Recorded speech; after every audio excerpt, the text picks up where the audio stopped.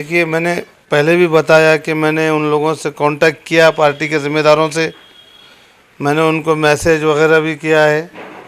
मैं इम्तियाज़ जलील साहब को भी मैसेज किया, व्हाट्सअप किया मैंने, मगर क्या वजह है मेरे को नहीं समझ में आया अभी तक कि ये लोग मुझे बिल्कुल कोई मदद नहीं कर रहे।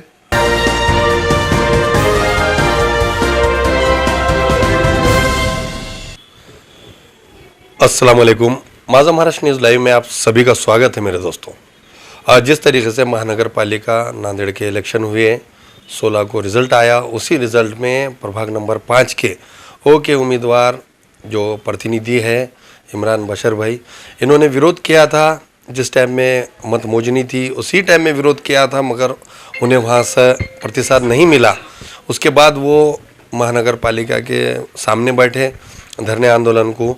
फिर कई लोगों ने, हज़ारों लोगों ने उनका समर्थन किया और उनकी जो मांग है, जो 400 वोटों से उनकी जो हार हुई, ये भी उनकी जीत थी और उसमें हार में तब्दील कर गए। इसके लिए उन्होंने आवाज़ उठाया और कई लोगों ने उनके इस मांगनी को सपोर्ट करते हुए आखिरकार वो औरंगाबाद हाई कोर्ट में पहुँचे। जिस तरीके से धरने आंदोलन हुआ महानगर पालिका के सामने, MIM के कहीं आला नेताओं ने उनमें सपोर्ट नहीं किया, ना इलेक्शन में किया, ना इलेक्शन के रिज़ल्ट के दिन किया, ना उसके बाद किया, ना आज करे। वो खुद अपनी फरियाद लेकर कोर्ट में गए और याचिका दाखिल किए। उसके बाद पहली प्रतिक्रिया उनकी हमारे पास आ रही है, जो उन्होंने कहा था कि फास्ट ट्रैक कोर्ट में मैं केस चलाऊंगा और औरंगाबाद में बिल्कुल हाई कोर्ट जाऊंगा और सुप्रीम कोर्ट तक भी ज़रूरत पड़ी तो जाना पड़े तो जाऊंगा। और उनका क्या कहना है इस विषय पर, किस तरीके से उन्हें इस तकलीफ का सामना करना पड़ा और आगे उनका क्या रहेगा, उनसे जानते हैं क्या मसला है। देखिए, जैसे मतलब 16 तारीख को काउंटिंग हुई, उस दिन मेरे साथ बहुत ज़्यादा ज़्यादती हुई और जो है एडमिनिस्ट्रेशन ने मेरे साथ बहुत ज़्यादा ज़्यादती करा। उसके बाद फिर मैं जो है 17 तारीख को कलेक्टर साहब के पास गया, कलेक्टर साहब को निवेदन दिया।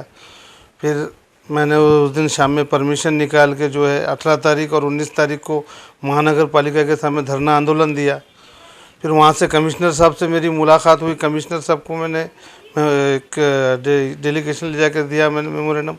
फिर उसके बाद वहाँ से जो है दूसरे दिन सुबह में मैं 20 तारीख को हाई कोर्ट पहुँचा।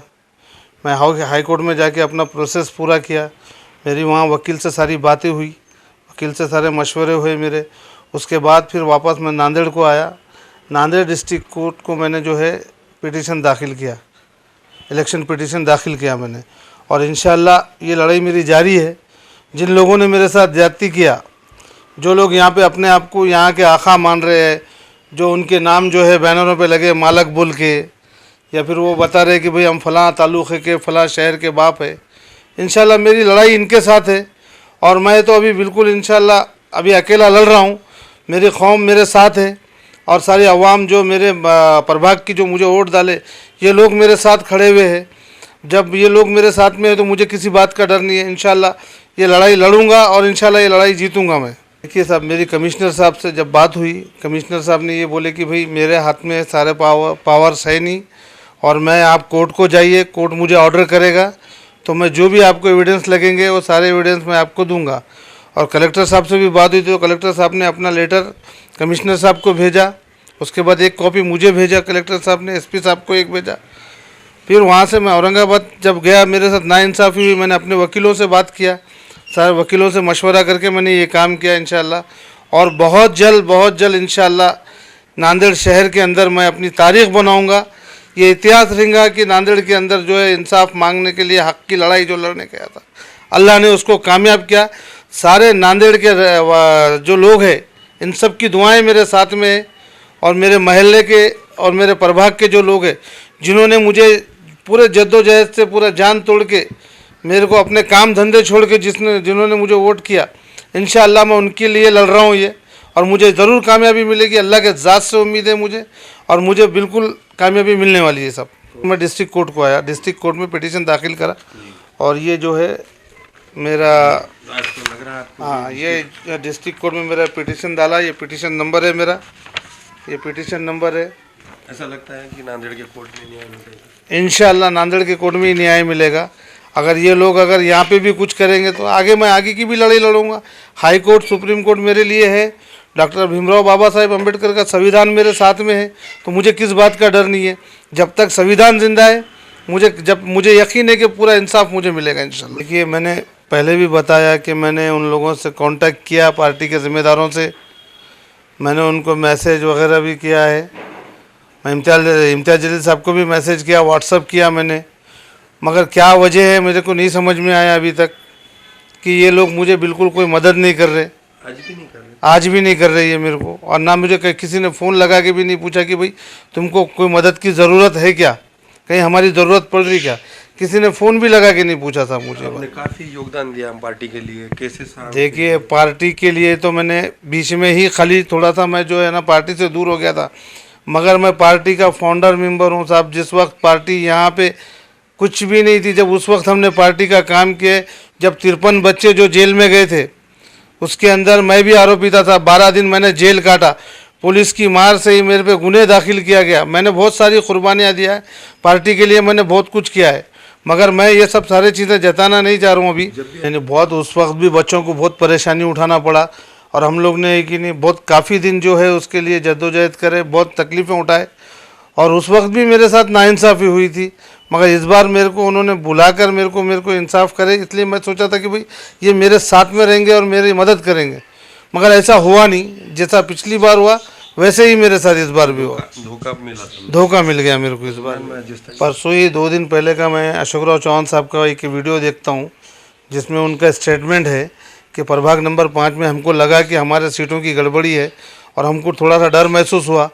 तो एमआईएम अल्हम्दुलिल्लाह यहाँ पे बहुत स्ट्रॉन्ग पोजीशन पे थी, और तीनों की तीनों सीट एमआईएम के यहाँ पे सेकंड पे रहे, और 2 सीट तो यहाँ पे श्योर विन सीट है, हमारे विन हो गया, प्लस हो गया सीट है। मगर हमारे लिए कोई मदद के लिए नहीं है। अगर हमारे कोई पार्टी के जिम्मेदार बड़े आते तो इंशाअल्लाह बिल्कुल उसमें हमको रिजल्ट लग सकता था, और एमआईएम के जो आज 13-14 सीट जो भी है उसमें और 2 सीट का इजाफा हो जाता था। जैसे पहले भी नहीं आते कोई पार्टी के लोग, अभी भी नहीं आ रहे, ऐसा हो रहा है? यानी खाली नाम को है पार्टी? नहीं, बिल्कुल कोई आ नहीं रहा है। किसी ने फ़ोन लगा के नहीं पूछा ये बात मेरे को कि भाई क्या लग रहा है तुमको, कोई चीज़ की ज़रूरत है क्या, मतलब तुमको मदद है क्या, हम आए क्या कोर्ट को तुम्हारे साथ मशवरा देने के लिए भी कोई नहीं आया। अभी भी तुम बुरे दिख रहे होंगे जैसा कि विरोध कर रहे थे। हो सकता है दिख रहे होंगे, मगर मैं हक बोल रहा हूँ ना साहब। मैं उनकी बदनामी थोड़ी कर रहा हूँ, जो सच्चाई है बोल रहा हूँ कि पार्टी ने जब मुझे टिकट दिया तो पार्टी का काम ये बनता है कि भाई मेरी मदद करना चाहिए। ख़त्म के टाइम पे कोई नहीं था, आखिरी में लास्ट में कोई नहीं आया सब कोर्ट में। कौन करा था ये मदद? ये हमारे जो है नासिर भाई और शेरा इरफान जो है, ये लोगों की ज़्यादा जद्दोजहद थी उसमें, और ये लोगों ने काफ़ी मेहनत करके उसके अंदर करने तो पार्टी ने लगाई थी मुँह काला। हाँ बिल्कुल, पार्टी ने मगर पार्टी ने उस वक्त कोई मदद नहीं करी सब। अभी ये थे हमारे साथ में तकरारदार इमरान बशर भाई, जो प्रभाग क्रमांक 5 के ओ के एमआईएम के और अधिकृत उम्मीदवार थे, जो इन्होंने नांदेड़ के अंदर आंदोलन किया, तकरार दी, रीतसर पुलिस ने भी उन्हें तकलीफ दी। उसके बावजूद नांदेड़ के दबंग एसपी अविनाश कुमार ने उनका कोऑपरेट किया। उसके बाद जाकर उनकी सुनवाई हुई और वो नांदेड़ कोर्ट में आज पहुंच गए। उसके बाद भी अगर तो नांदेड़ में यहाँ पे इंसाफ नहीं मिलता है डिस्ट्रिक्ट कोर्ट में, तो Aurangabad high court, supreme court भी जाएंगे। इस तरीके का नांदेड़ में एक चर्चा है। सबका ध्यान जो है इमरान बशर भाई के इस विषय पर लगे हुआ है। कहीं दिगर लोगों ने कहा कि भाई ये मांग जो है इनकी जायज़ है, और इनके साथ में भले वो पार्टी के लोग नहीं भी रहे तो लोगों का इनके साथ है, और आगे भी जिस तरीके से क्या निकाल आता है ये हम आपको ज़रूर बताएंगे। नांदेड़ से मैं शेख आया, माझा महाराष्ट्र।